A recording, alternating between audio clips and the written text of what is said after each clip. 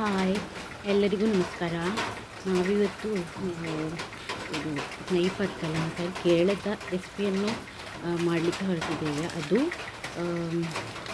ಇದರಲ್ಲಿ natural fire ಹೇಳಿದರೆ ಇದು ನ್ಯಾಚುರಲ್ ಒಲೆಯಲ್ಲಿ ಮಾಡಲಿಕ್ಕೆ ಹೊರಟಿದ್ದೇವೆ.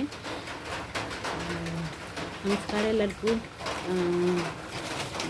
പിന്നെ നമ്മൾ ഇന്ന് നെയ്പ്പത്തിൽ പറഞ്ഞ റെസിപ്പി, കേരളത്തെ റെസിപ്പി ഉണ്ടാക്കാൻ പോകുന്നതിന് ನಮ್ಮ ನ್ಯಾಚುರಲ್ ಬೇಕೊಂಡು ಇದು ഉണ്ടാക്കാൻ പോകുന്നതിന്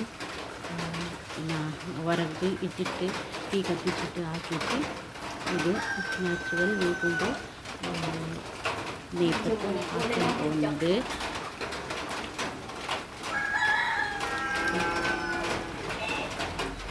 തീ കത്തിക്കാൻ വേഗം പെട്ടെന്ന് തീ കത്തിക്കാനാവില്ല. കത്തി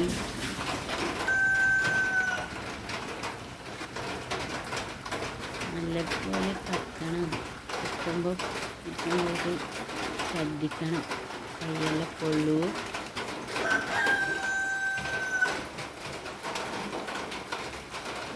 ಕೈಯೆಲ್ಲ ಜಾಗ್ರತೆ ಆಗಬೇಕು. ಮತ್ತು ನೋಡಿ ಕೋಳಿಗಳು ಆಹಾರವನ್ನು ತಿಂತಾ ಇದ್ದೇವೆ. ಕರೆದು ಕೊಡ್ತಾ ಇದ್ದಾನೆ ಹುಂಜ ಕೋಳಿ.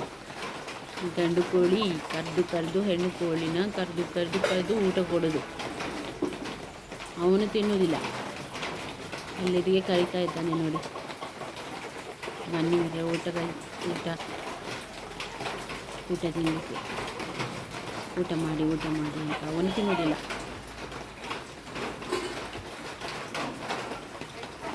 ನೋಡಿ, ನಮ್ಮವರಲ್ಲಿ ಜಾಸ್ತಿ ಮಳೆ, ಚಂಡಿ ಆಗಿ ಹೋಗಿದೆ ಮಳೆಗೆ. ನೋಡಿ, ಒಲೆಯಲ್ಲಿ ಇದು ಎಣ್ಣೆ ಕಾಯಿಸ್ಬಿಟ್ಟಿರಬೇಕು.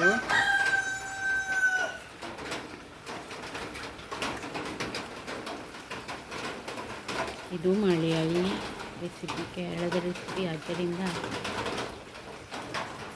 ಅಷ್ಟು ಗೊತ್ತಿಲ್ಲ. ಇದು ಅಮ್ಮ ಮಾಡ್ತಾಯಿದ್ದಾರೆ, ಅಮ್ಮನೇ ಮಾಡೋದು. ನಾನು ಹೆಲ್ಪ್ ಮಾಡೋದು, ಅವರಿಗೆ ಹೆಲ್ಪ್ ಮಾಡೋದು.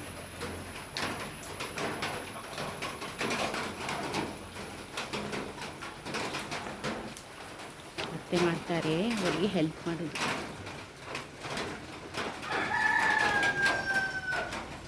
ನೋಡಿ, ಹೀಗೆ ಒಂದು ಒಳ್ಳೆ ಬಟ್ಟೆ ತಗೊಂಡು ಇದನ್ನು ಒತ್ತಬೇಕು.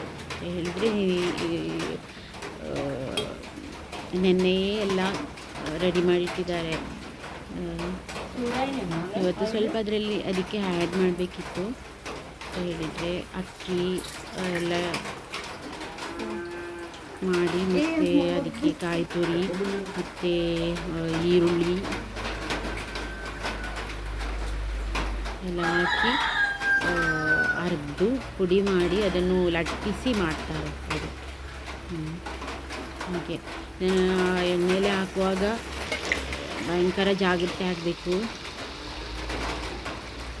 ನೋಡಿ, ಕೈಯೆಲ್ಲ ಪೊಳ್ಳು.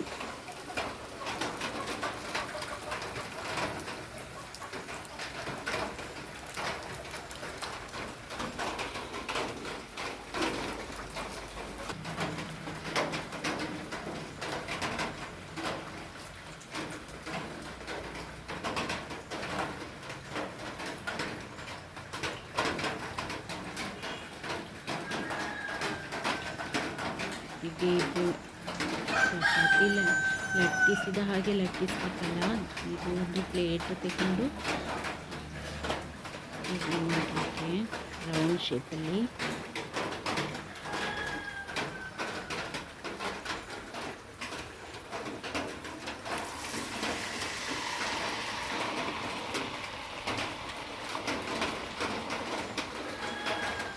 ಒಳ್ಳೆ ಬೆಂಕಿ ಒಳ್ಳೆ ಇದಾಗಬೇಕು.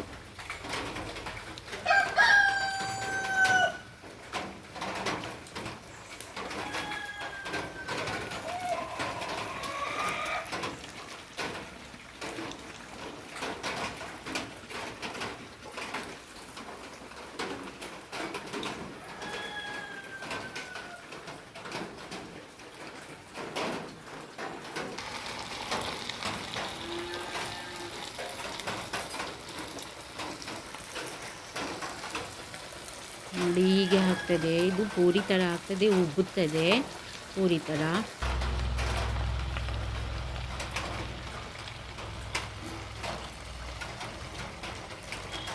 ಇದು ಮತ್ತು ಕುರ್ಮ ಜೊತೆಗೆ ಮತ್ತು ಚಿಕನ್ ಸಾರು ಜೊತೆಗೆ ತುಂಬ ಚೆಂದ ಆಗ್ತದೆ ತಿನ್ನಲಿಕ್ಕೆ.